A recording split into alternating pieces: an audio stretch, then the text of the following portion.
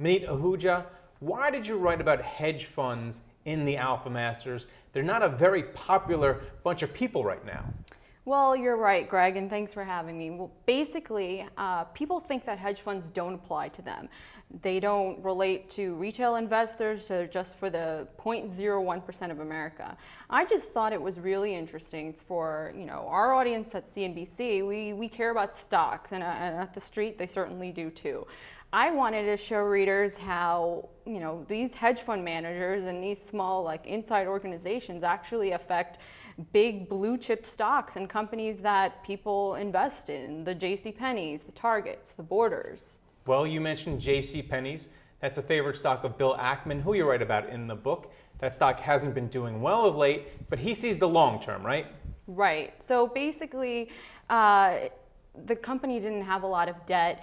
He saw an opportunity to reinvent the wheel and bring on an all-star management team, in his words, at the time. And he sees a lot of long-term opportunity in the stock.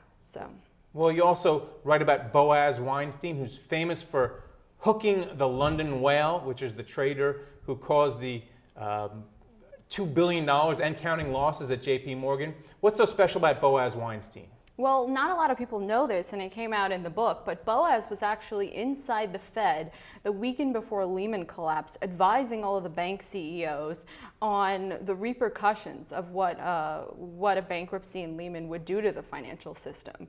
This kid, effectively started working on Wall Street when he was 18 years old, became the youngest managing director at Deutsche Bank, and was really responsible for setting up much of this credit derivatives industry. So there was no greater expert than Boaz. The Fed called him in, and like he said in the book, it was like musical chairs trying to figure out what all the losses would look like.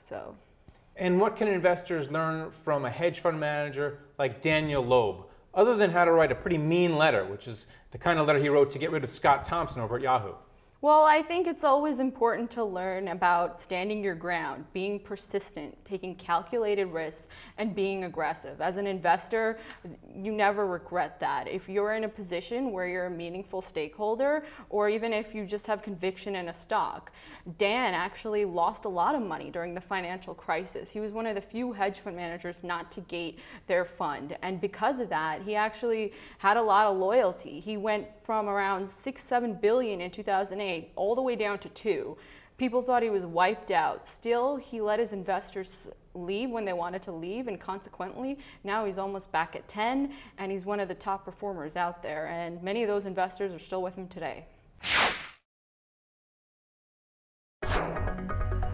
This market is stock pickers market. Stocks have rallied this year. We're coming into a Monday where we're going to